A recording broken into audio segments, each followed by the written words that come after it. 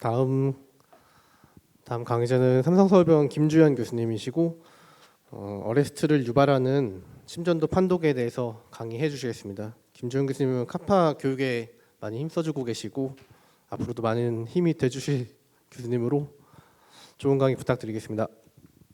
네, 소개 말씀 감사드립니다. 지금 시간이 점심 쓰시고 되게 졸리실 시간인데 앞에 김하준 교수님이 너무 일타 강사처럼 이렇게 강의를 잘 해주셔가지고 제가 이렇게 큰 스크린으로 보니까 더 약간 일타 강사처럼 보이더라고요. 이번에 저희 병원 리모델링하면서 삼성의 최신 기술을 적용한 화질 좋은 스크린으로 강의를 듣고 계십니다. 저는 이제 삼성서울병원 김주현이고요. 앞에서도 이제 앞으로도 카파에 많은 도움을 주실 거라고 말씀 주시긴 하셨는데 이제 여기 되게 다양한 병원 선생님들이 계시잖아요. 그래서 이 강의자를 보니까 너무 이제 일정 기관에 좀 편중된 그런 강의자들이 있는 것 같아서 각 병원에 이제 교수님들 열심히 섭외하셔가지고 다음에는 이제 각 본인 병원 선생님들이 좀 강의하실 수 있게 이렇게 독려해 주시면 좋을 것 같습니다. 네. 저는 이제 어레스트 유발하는 심전도 판독인데요. 이렇게 사실 이렇게 중요성을 잘 모르겠습니다. 그래서 지금 졸리시면 잠깐 쉬시면 될 것 같아요. 네. 네.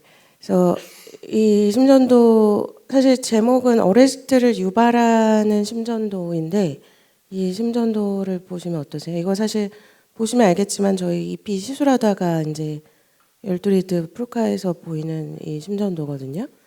그래서 이 심전도는 이제 시술자의 어레스트를 유발하는 그런 심전도입니다. 그래서 시술자가 이제 패닉이 오고 약간 식은땀이 나면서 내가 샥이 오고 있구나 약간 이런 느낌이 드는.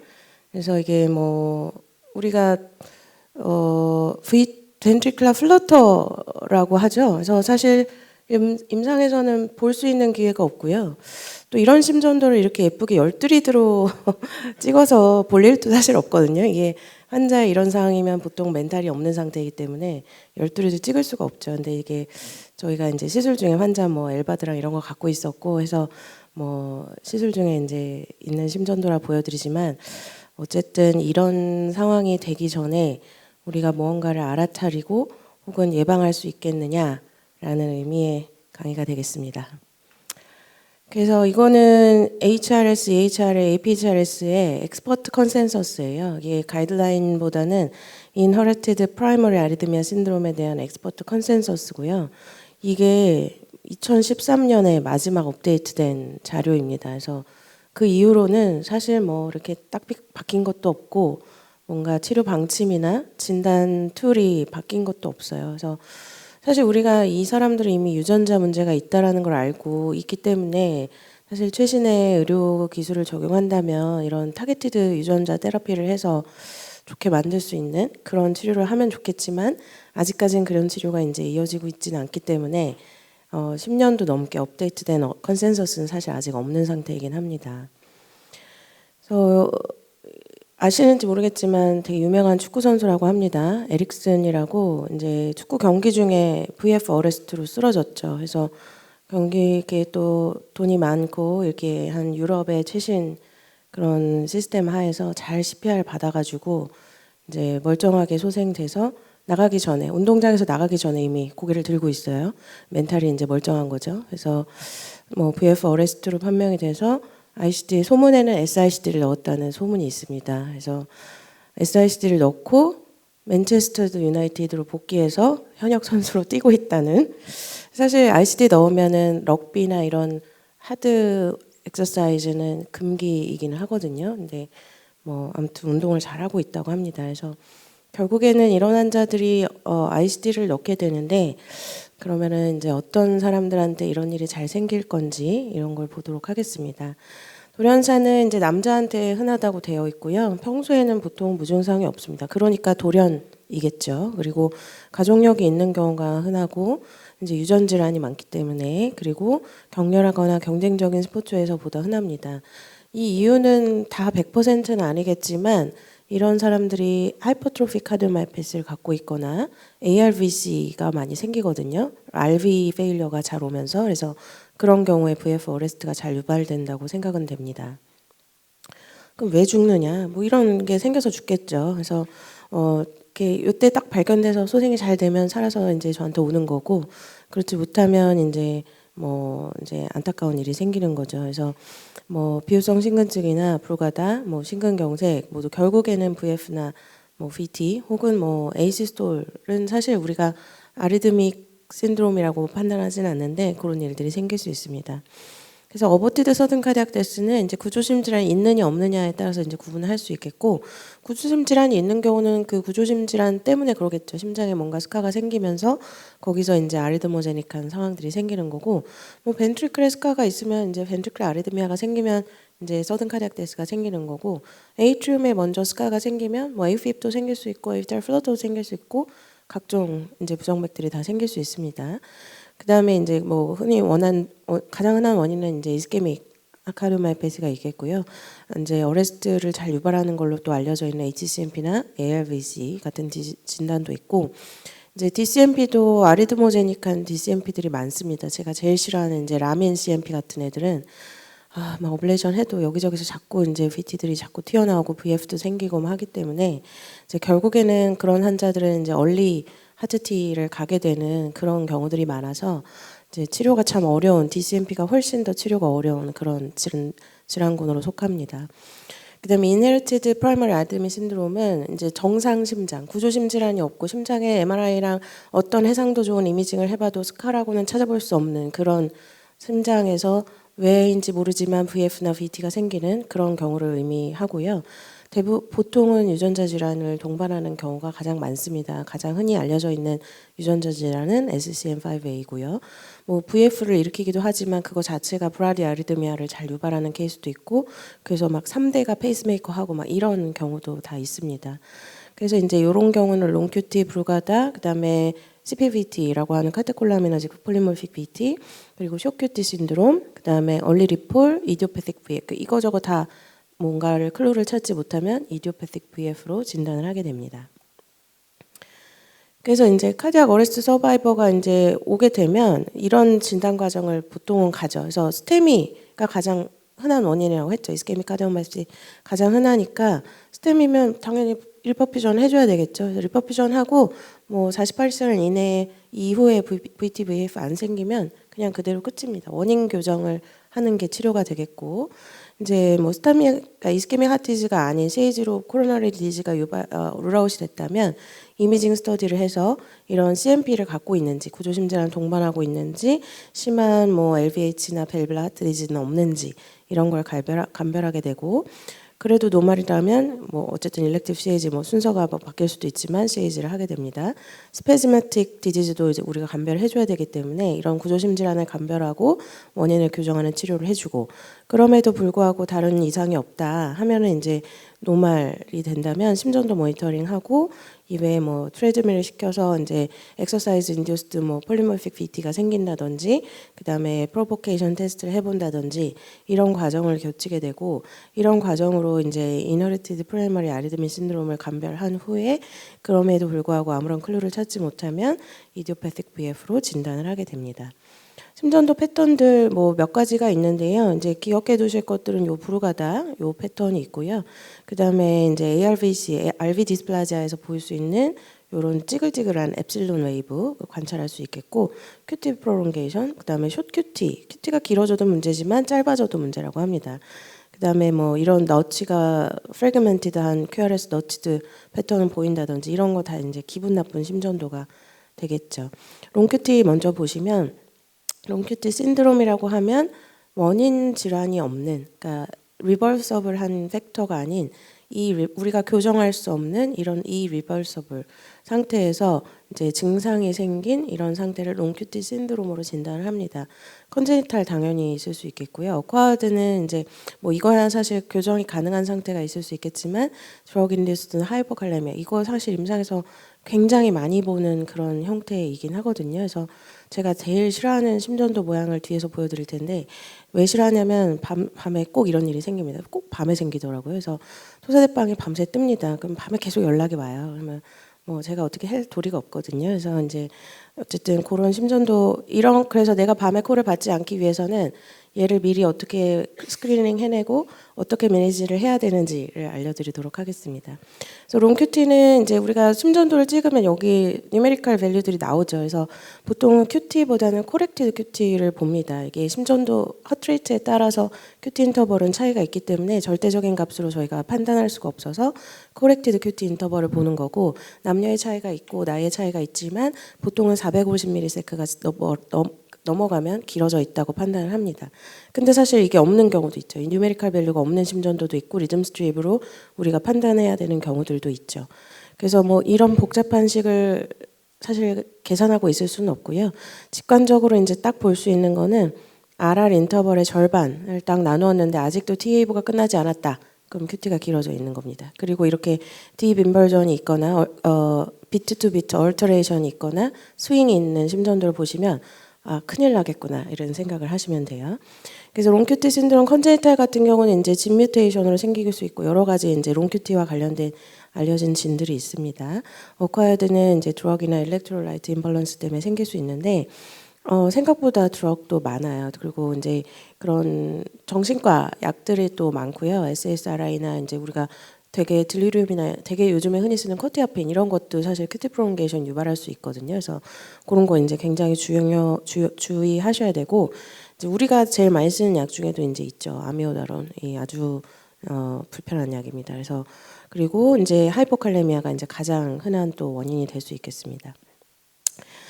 이제 요것만 봐도 망했다 이제 이런 생각이 드는데, 요게 이제 없더라고 하더라도 여기만 봐도 이제 저는 굉장히 이제 마음이 아픕니다. 그래서 큐티가 거의 뭐 P웨이브인지 T웨이브인지 이제 구분이 안 될 정도로 이제 길어져 있고 비투빗 얼터레이션이 엄청 심하죠. 그래서 이런 거가 되게 조만간 일이 벌어지겠구나 하는 되게 심각한 얼러트 상황이고요. 그 이제 이런 일이 당연히 또 생깁니다. 이럴 때 환자가 어떻게 될까요? 시저합니다. 이게 모니터링 이거를 또 열트리드로 이제 찍고 있었다는 것도 되게 놀라운데 이때 환자는 시저를 하고 있었을 거거든요. 그래서 이제 보통은 토사대빵의 클리니컬 프레젠테이션은 거의 90% 이상 시저로 나타납니다. 우리가 VF 어레스트 나오면 뭐 EP 스터디 할 때 보셔서 알겠지만 보통 환자가 오 이러고 소리 지르고 약간 강직이 오면서 이렇게 소리를 먹는 듯한 그런 느낌으로 강직이 오는데, 뭐 이유는 잘 모르겠지만 토사빵은 시저를 거의 하거든요. 그래서 이제 이런 상황에 시저를 했다가 이렇게 금방 또 돌아오잖아요. 그러면 이제 막 버전하려고 막 이러면 이제 멈춰요. 그럼 또 언제 그랬냐는 듯이 이제 멀쩡하다가 다시 시저하고 이제 이런 일이 반복되거든요. 근데 리듬 모니터링이 되고 있지 않았다고 하면 이제 NR의 컨택이 먼저 되는 거죠. 그래서 이 환자 시저한다 어떻게 해달라. 근데 알고 보면 이제 리듬 때문에 그렇게 시저를 하게 된 거죠.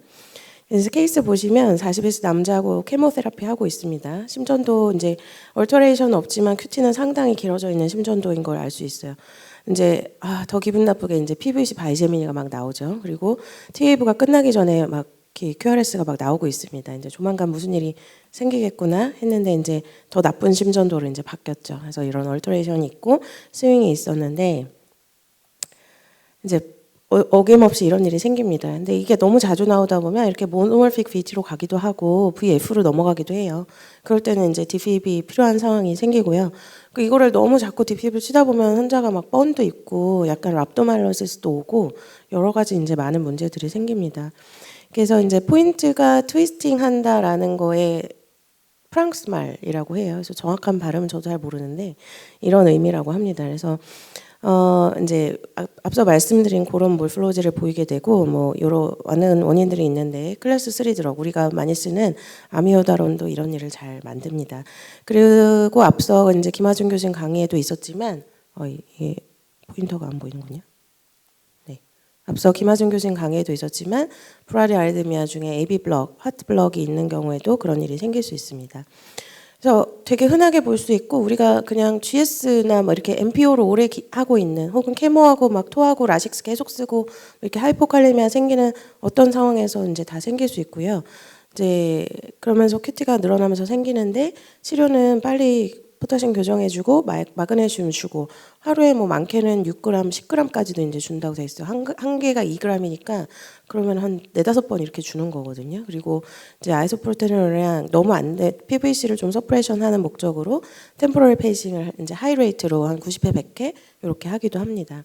이제 컨트라인디케이션 아미오다론인데 아미오다론은 포타슘 채널 블러커죠. 그래서 큐티 프롤롱게이션 유발하는 약제이기 때문에 금기가 되겠습니다. 그래서 이제 이 심전도는 보시면 어떠세요? 뭐 별거 없죠 사실. 큐티도 뭐 그냥 정상이고 있고 노말 사이너스 리듬인데 환자가 진짜 자꾸 싱코피를 해가지고 시저 막 소대변도 본다고 하고 그래서 이제 홀터를 했더니 이런 게 보였어요. 그래서 아, 이 사람 보시면 왜 생기는지 보시면 사실 큐티가 많이 길지 않은데 굉장히 숏커플링 PVC가 자주 나와요. 그러면서 그게 아론티가 생기면서 토사를 만드는 겁니다. 그래서 사실 이 사람은 이제 뭐 다른 질환이긴 하지만 롱큐티는 아니지만 이런 상황에서도 숏커플링 PVC가 많이 나오면 이제 토사대빵을 잘 유발할 수 있다. 그래서 루프 레코더 했더니 뭐 이런 일이 막 자꾸 생기는 거예요. 그래서 환자 뭐 ICG 하라 했더니 이제 안 한다 그래가지고 여기저기 전국에 있는 병원을 돌아다니고 계시더라고요. 그래서 이제 이런 환자들은 이제 제가 잘 찾았지만 치료를 하지 못했다. 뭐 이런 결과이고 사실 정상 심전도에서도 나타날 수 있는 현상이다. 그래서 우리가 심전도만으로는 사실 다 스크리닝할 수는 없지만 굉장히 커플링 인터벌이 짧은 PVC를 만났을 때는 한 번 정도 실신한 적 있는지 물어보는 과정이 좀 필요하겠다라는 메시지 정도 있을 수 있을 것 같습니다. 브루가다는 되게 단순해요. 요 V2를 이제 저는 제일 먼저 보긴 하는데 V1이나 V2에 이런 커브드 타입 ST 엘리베이션이 있으면 진단할 수 있습니다. 되게 유식한 말로 커브드 타입 ST 엘리베이션이라고 하는데요. 제가 이제 우리 학생들이나 설명할 때는 이렇게 삼각형 모양으로 올라간 건 브루가다야라고 이제 얘기해 줍니다. 그러면은 스테미랑 어떻게 구분해요? 라고 스테미도 다 ST 올라가는 거고 스테미는 이렇게 네모나게 올라갑니다. 네, 그렇게 구분하시면 돼요. 삼각형은 브루가다, 네모나게는 스테미. 이게 왜 그러냐면 브루가다 신드롬은 early repolarization 신드롬인지 late depolarization 신드롬인지 아직 구분이 안 되어 있는 질환이에요. 그래서 이제 일찍 리폴이 시작하는 초반에 뭔가 일이 나타나는 거고 이스케믹 체인지는 그냥 리폴 전체에 문제가 생기는 거니까 ST 웨이브 전체가 따라서 같이 올라가기 때문에 네모나게 올라가는 겁니다. 그래서 이제 다이그노시스는 두 번째, 세 번째 이제 혹은 네 번째 인터코스탈의 V1, 2에서 ST 상승이 있을 때 보이는데 최근의 진단 기준으로는 이제 V3, 4를 한 코스탈씩 더 올려서 그 위에서 ST 체인지가 보여도 진단할 수 있다라고 되어 있습니다. 그리고 이제 이런 크라이테리아들이 있고요. 타입 1 브루가다 ECG만 우리가 브루가다라고 이제 확진은 할 수 있습니다. 이제 그 브루가다일 것 같은데 ST가 애매하게 올라가 있거나 이런 타입 2, 3의 심전도를 보이는 환자들이 있어요. 외래 열두리들 찍었는데 그런 사람들은 프로보케이션 테스트를 해볼 수 있고 사실 이게 국내 플리카이나이드 IV 제제가 수입이 되고 있지 않기 때문에 요즘에는 거의 못하는 프로토콜이긴 하지만 예전에 뭐 학회에서 이제 약간 밀수같이 해가지고 IV 플리카이나이드를 쓰던 시절이 있었습니다. 그래서 그런 시절엔 저희가 이제 스터디를 할 수 있었던 방법이긴 하고요. 그래서 이제 사이너스 리듬일 때 스파이 포지션에서 요거를 이제 IV로 인퓨전을 합니다. 근데 VF가 생길 수 있어요. 브루가다 있는 환자들 이것 때문에 ST가 올라가면서 VF 올 수 있기 때문에 드시기 준비하고 테스트해야 되고 이제 열두리들을 이제 2분 간격으로 찍으면서 ST 체인지가 생기는 걸 볼 수 있습니다. 근데 이제 제가 요즘 약간 이런 싱코피로 오는 환자들 뭔가 이상한 사람들은 제가 트레드밀이나 엑서사이즈 에코를 가끔 내는데 이제 트레드밀을 할 때 이 V1, 2에서 이렇게 코브드 타입 ST 체인지가 발견이 돼가지고 제가 브루가다로 진단한 환자들도 좀 있거든요. 그래서 프로보케이션 안 되면 이제 그런 방법을 또 사용해 볼 수도 있겠습니다. 근데 브루가다는 이제 문제는 그런 심전도 패턴을 보이더라도 환자가 증상이 없으면 아무것도 해줄 게 없어요. 이 사람한테 너 죽을 수 있어라고 얘기해 줄 수는 없잖아요. 언제 죽을지 모르는데 죽을 수 있어. 그렇다고 해서 너한테 ICD를 넣는 건 아직 적응증은 안 돼. 이렇게 말하면 이제 환자 앵자이티만 더 생기고 해서 이제 사실 아무 짝에도 쓸모없는 그런 스크리닝인데 이제 한 가지 얘기해 줄 수 있는 건 이제 피버 상태가 체온이 올라가면은 이 ST 체인지가 더 생기거든요. 그래서 만약에 너가 뭐 감기에 걸렸거나 독감에 걸렸으면 빨리 해열제를 먹어. 열은 빨리 떨어뜨려야 돼.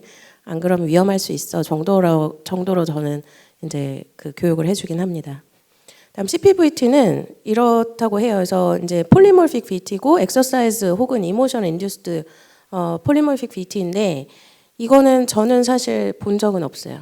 이게 소아에서 되게 많이 먼저 진단되고 소아에서 체육 시간에 애들이 쓰러져가지고 이제 오는 애들 폴리모픽 이 CPVT로 진단이 많이 되거든요. 그래서 이미 소아과에서 다 보고 계시고 성인이 돼서 이런 일이 생겨가지고 내과에 진료를 오는 경우는 사실 거의 없습니다. 그래서 저는 한 번도 이니셜로 본 적은 없는 환자군이긴 합니다. 그래서 이런 심전도가 얘도 18세잖아요, 그죠? 그래서 이미 그 전에 진단을 받았을 거로 생각은 되는데 이런 QRS 얼터레이팅 있고 폴리모픽 VT, 바이디렉셔널 VT라고도 하는데요.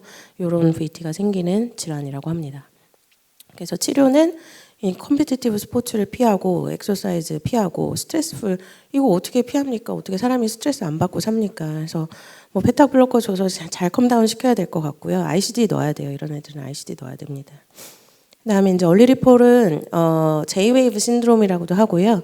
이제 얼리 리폴라리제이션 신드롬. 네, 아까 불가다가 이제 얼리 리폴인지 레이트 리폴인지 아직 판명이 안 됐다고 했는데 이제 이것도 일종의 이제 비슷한 질환군으로 사실 들어가긴 합니다.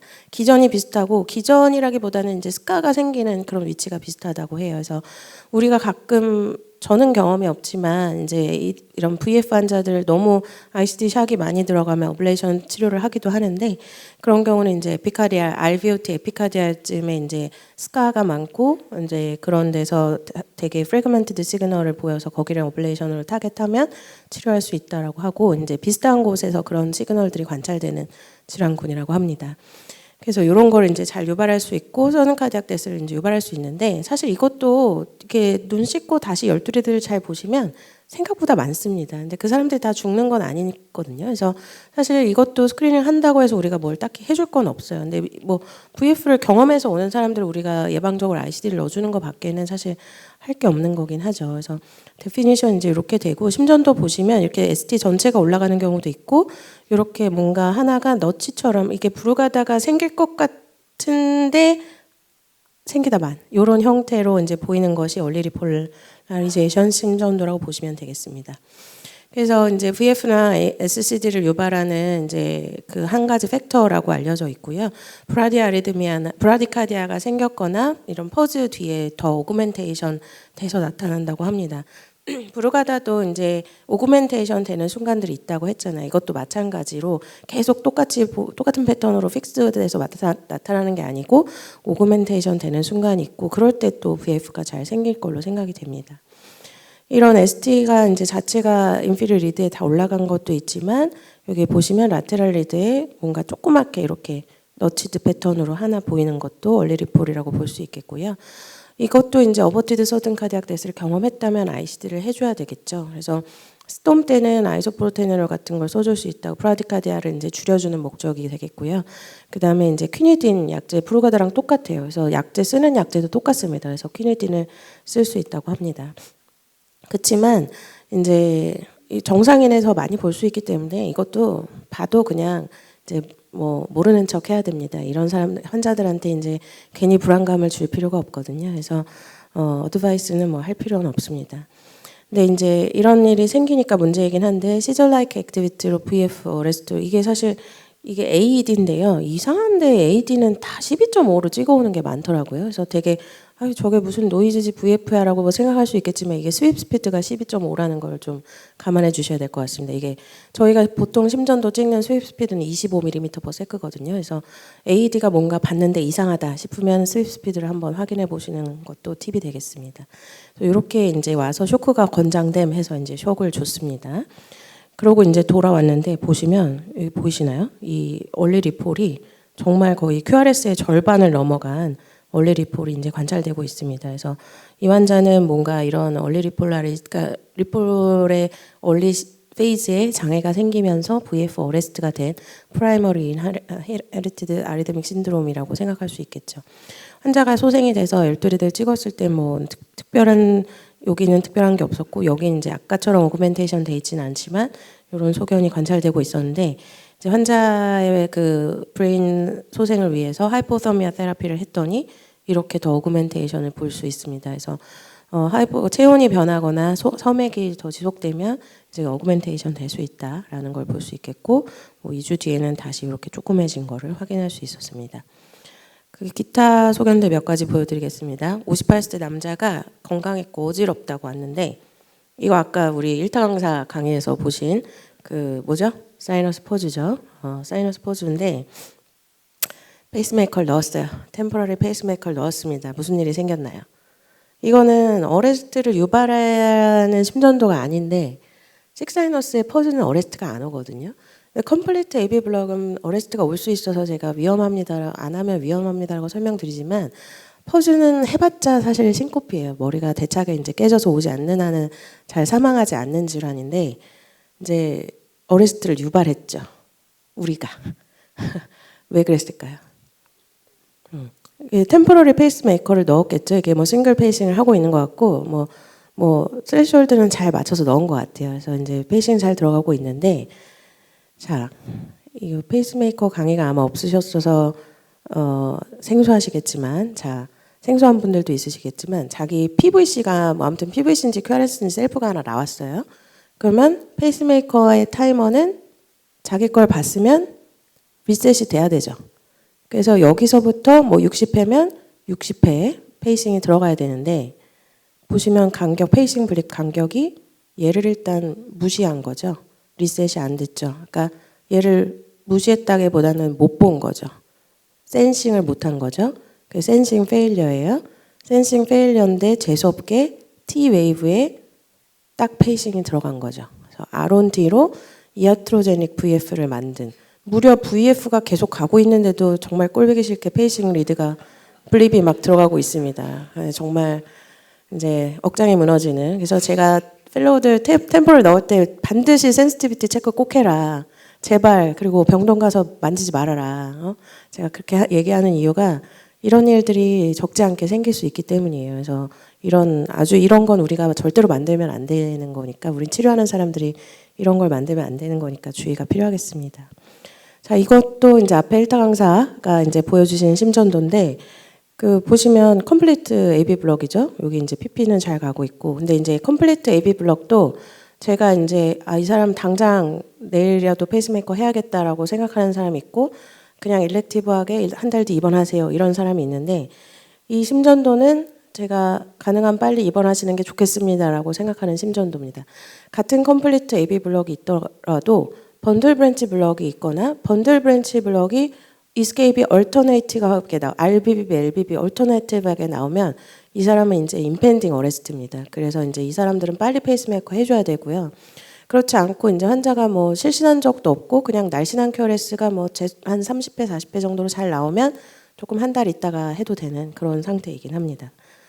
역시나 이제 이런 일이 생겼죠. 환자 이제 페이스메이커 하라 그랬는데 안 한다고 갔다가 이제 응급실로 왔어요. 환자가 이제 기절했다 이러고 응급실로 왔는데 역시나 이제 이런 RBBB 같은 다른 QRS가 나오면서 이렇게 토사드가 이제 생긴 그런 심전도라서 이제 하겠다 해가지고 이제 페이스메이커 하고 퇴원하신 상황입니다.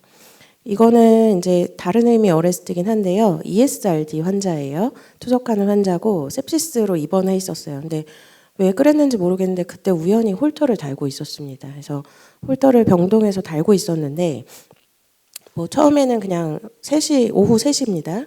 136개 사이너스 타키카디아 뭐 약간 뭐 톨티 정도라고 생각할 수 있는 그런 심전도죠. 저녁 9시에 레이트가 31회로 늘어지기 시작했습니다. 그리고 보시면 QRS도 조금 와이드닝 생겼고 P 웨이브도 약간 액토피로 이제 브라디카디아가 나오죠. 그러고 불과 한 10분 새에 와이드닝이 더 심해졌죠. QRS 와이드닝이 더 심해졌고 그 다음에 한 10분 새에 사인 웨이브로 바뀝니다. 이 환자는 하이퍼칼레미아 이게 전형적인 하이퍼칼레미아의 심전도 변화거든요. 이 사람이 이제 그 다음에는 AC 스토리 왔죠. 그래가지고 이제 사망한 케이스였는데 어쨌든 우연히 홀터에 이런 시간 순으로 잡힌 게 있어서 같이 한번 보여드리고 이것도 사실 뭐 이런 상황이 있을 수 있을까라고 이제 생각해 볼 수 있겠지만 이 심전도 어떠신 것 같으세요?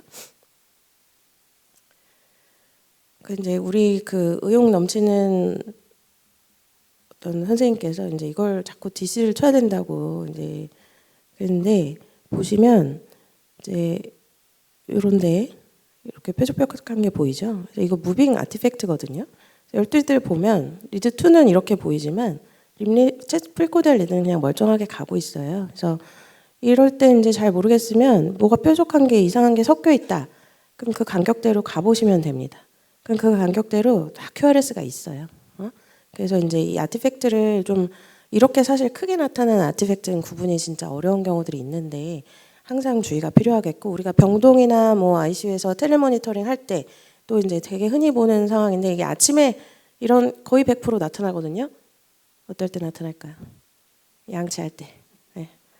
되게 특정 시간에 이제 모든 환자가 이런 알람을 보입니다. 그래서 양치할 때 이렇게 가고 있는데 우리가 PPG 레스피레터리 커브를 보면은 그대로 그냥 잘 가고 있어요. 그래서 이런 아티팩트, 무빙 아티팩트들이 이제 흔하게 나타나니까 그럴 때는 이제 다른 PPG 커브랑 매치해서 보던가 아니면은 이제 멀티리드가 있는 경우는 멀티리드를 확인해 보던가 이런 방법을 사용할 수 있겠습니다. 그래서 서머리는 요거 심전도 패턴들 이제 기억해 주시면 되겠고 이런 것들을 좀 보면 좌시하지 말자, 뭔가 얼러트를 주자 이렇게 생각하시면 될 것 같습니다. 네, 경청해 주셔서 감사합니다. 좋은 강의 감사드립니다. 혹시 청중분 중에 질문 있으시면은 질문 부탁드리겠습니다.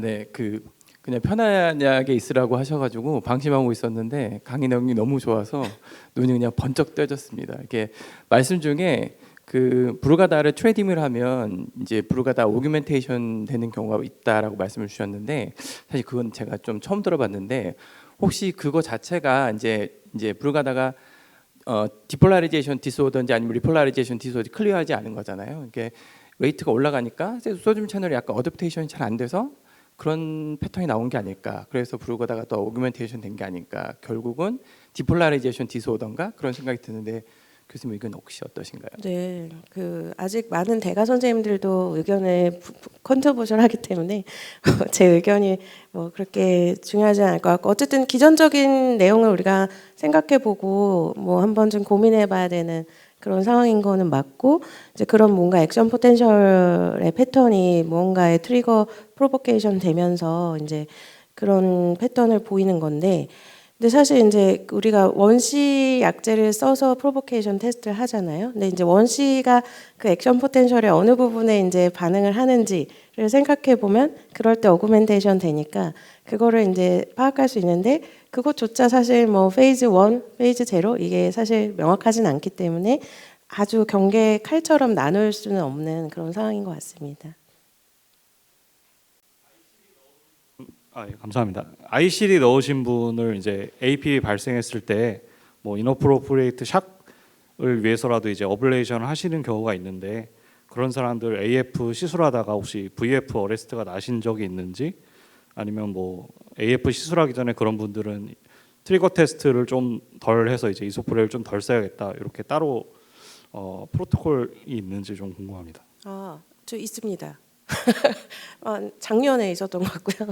그분이 아마 구조심질환은 아니었고 그런 프라이머리 아리드믹 신드롬으로 VF 어레스트가 있어서 이제 ICD를 넣으신 분이었는데 AFib로 아무튼 AFib 잡고 있어서 이제 저한테 어블레이션 해달라고 해가지고 이제 어블레이션 했는데 어블레이션 하고 이제 정말 아이소 주니까 VF 오더라고요. 그러니까 처음에는 AFib 레이트가 막 빨라지다가 그냥 그게 막 빨라지다가 AFib RVR에다가 VF로 넘어가 버리더라고요. 그래서 이제 샥 치고 그런 거가 있는데 그래서 이제 딱히 프로토콜로 되어 있는 건 없고 그냥 그렇긴 하고 아이소프로테널 스터디도 사실은 이제 피지션스 디스크리션에 의해서 이제 용량이나 이런 걸 하기 때문에 조금 뭐 굳이 하겠다면 로도즈만 주고 이제 심하게 안 하고 인덕션 테스트도 너무 막 170, 160까지 안 내리고 한 200mS 정도까지만 이제 내려서 하고 뭐 그런 케이스들이 있고요. 그 다음에 이제 뭐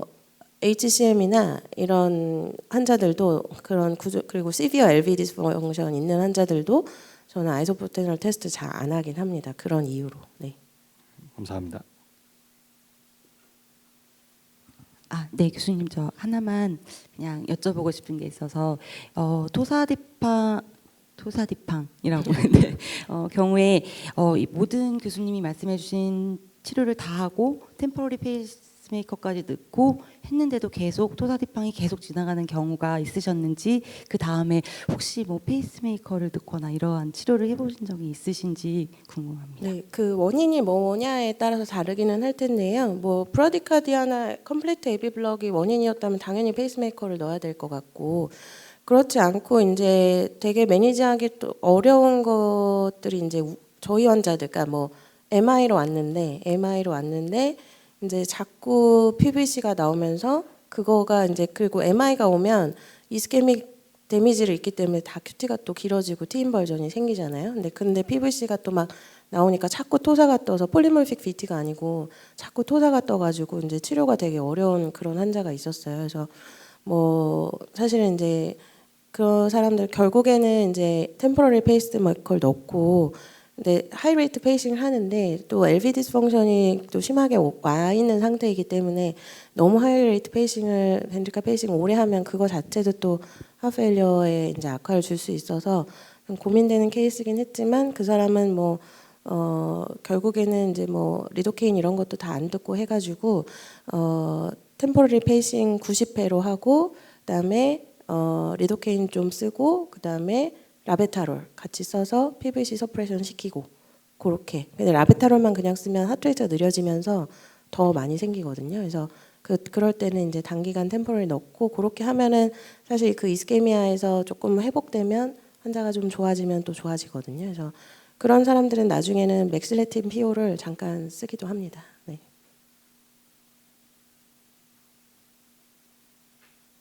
또 질문 있으시면.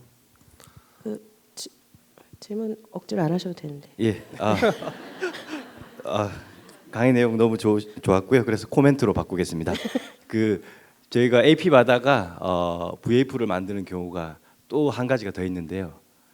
그 AP 이제 시술하고 그 사이너스 버전 안 되면 저희가 카디오 버전 하잖아요. 그때 싱크가 안 돼 있어서 이아트로제닉 VP를 만들었던 네. 사례를 본 적이 있어서 네. 여러분 우리 싱크를 잘 해야 될 것 같습니다. 그러면 네, 이제 감사합니다. 아무도 퇴근 못 하는 거죠, 이제. 좋은 코멘트 감사드리고 좋은 강의 맞춰주신 김주원 교수님께 박수 한번 다시 부탁드리겠습니다.